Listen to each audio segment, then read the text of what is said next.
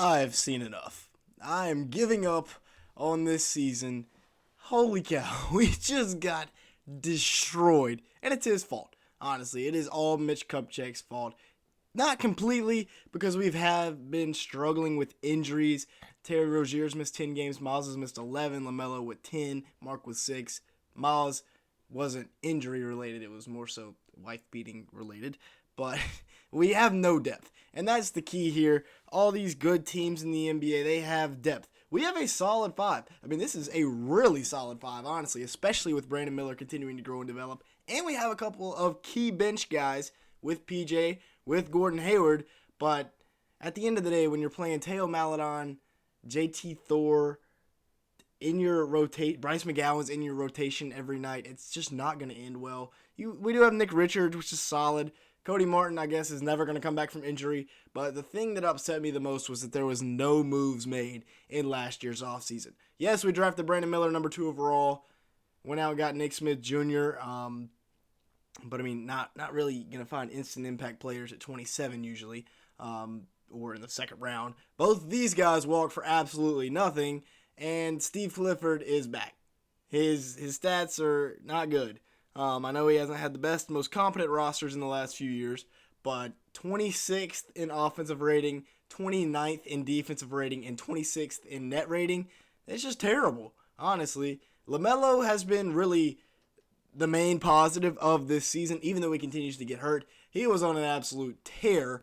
25 points per game, 8.2 assists, 5.5 rebounds, and 1.4 steals a night for LaMelo Ball. And he was starting to take that leap in his 4th year to become an absolute superstar. He went on a stretch, we're about to talk about it, where he was just crazy. But as a 22-year-old shooting at 44% from the field, would like to see that go up a little bit. 39% from 3 on mainly contested threes. He's not getting many catch-and-shoot looks. Is very solid. But as I said earlier, he went on an absolute tear. Game 6 through 14, he put up 32.2 points per game, 8.7 assists, 6.7 rebounds, on 49% shooting from the field, 44% shooting from 3, on 10.5 attempts per game. Absolutely wild. If we continue to see that kind of LaMelo once he gets back from injury, I am going to be excited because he could be averaging close to 30 a game by the time the season's over. Please come back soon, LaMelo. And then we also have to bring back Miles Bridges, who is an unrestricted free agent going into this offseason. He is at the top of the priority list for Mitch Kupchak and company, although I wouldn't be surprised if he is not the GM for much longer. 20.5 points per game, 7 rebounds, 2.5 assists for Miles Bridges in 36 minutes a game. 49% shooting from the field, 36% from 3, 85% from the free throw line, and 1.4 steals a night for Miles. He's a guy we got to have back. Great interior presence, a guy that can shoot at 50% from the field that really complements Brandon Miller, Terry Rozier, LaMelo Ball, and their outside game. Speaking of Terry Rozier, he is so underrated. On the year, he's averaging 23.1 points per game, 7.1 assists, 3.7 rebounds, on 47% shooting from the field, and 38% shooting from 3, as well as 1.1 steal in 36 minutes. The dude can still ball. People forget that. Terry Rozier, probably top 5 most underrated players in the league right now at 29 years old. We've got him signed on through 2026, so hopefully regression doesn't hit too hard. But that's kind of been the positives so far for the Hornets. So if you are enjoying today's video at any point, make sure to hit the like button, leave me a comment down below, and hit that subscribe button as it'll really help us out in the YouTube algorithm. As you can see here, a large majority of the people that watch these videos are not subscribed to the channel. So if that's you, go ahead and change that real quick. Go hit that red subscribe button. Now with that being said, let's go ahead and continue on. The Hornets do have a solid young core. So like I said, they've got a solid top 7, 8 guys. It's just the depth is horrible. Over the course of an 82-game season, guys are going to get hurt. But we're trending in the right direction with Brandon Miller finally making a correct draft choice. 15 points per game for the rookie, 4.1 rebounds, 2.3 assists, on 44% shooting from the field, 40% from 3. As a rookie that shoots mainly threes or, jump shots, that is solid. I will take that all day long. Shout out to Brandon Miller. Shout out to the Hornets front office for finally getting a pick right. PJ Washington has been a bit disappointing this year. I'm not disappointed that his points per game have gone down because obviously his opportunities have gone down, but his efficiency is just bad.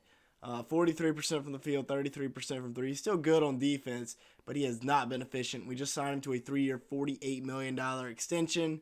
Come on, PJ. Come on, man. Hopefully he can turn it around. after. We're only a quarter of the way through the year. And then Big Mark is balling this year, and people need to take notice of this because he has been playing exceptional basketball. 13 points per game, 10 rebounds, 1.1 block, 65% shooting from the field, and he's only playing 27 minutes a game. You look at the per 36s, it's like 17, 11, block and a half. It's very solid. I think he needs some more minutes, honestly. I don't know why he is not playing. We do have Nick Richards, though, who is a very solid backup. It's just neither one of our bigs can really stretch the floor. But that's where Miles comes in, being the 4, being able to play inside and out. We also got a few more young guys here with JT Thor, James Bouknight, Bryce McGowan. But this is what I'm saying. Like, there's an issue when 2, maybe 3 of these guys have to play, especially when it's all at the same time. Nick Smith Jr., the rookie, he's had some flashes. I believe the game against Brooklyn where he didn't miss. And then he's down in the G League right now. And then will Cody Martin ever come back? That is a big question because he is a big part of our rotation. We saw what his twin brother can do down in Miami. Would love to have a little bit of that up in Charlotte. Oh, by the way, the Hornets cut Caleb Martin. Oh, me. Anyways, let's take a look at the standings here. Boston way out in front. Milwaukee and Philadelphia currently tied for second. And then you got Orlando, Miami, New York, and then way down in 13th, only ahead of the 4-win Wizards and the Pistons, who haven't won a basketball game in 2 months. Wingstop not losing any money there. The Hornets all the way down in 13th. The outlook isn't going to get any better. I doubt it. At Toronto, we're not very good on the road. We're not very good at home for that matter, but even worse on the road. We did beat Toronto by 3 earlier this month, but I doubt we beat them. Then we got to go to Indiana. That's an L. Go ahead and chalk it up. Denver comes to town. Another L. Play the Clippers, who are one of probably the hottest team in basketball right now. They've won 7 straight. The Lakers coming off that play-in tourney. The Suns and the Nuggets. We might not win again for quite some time.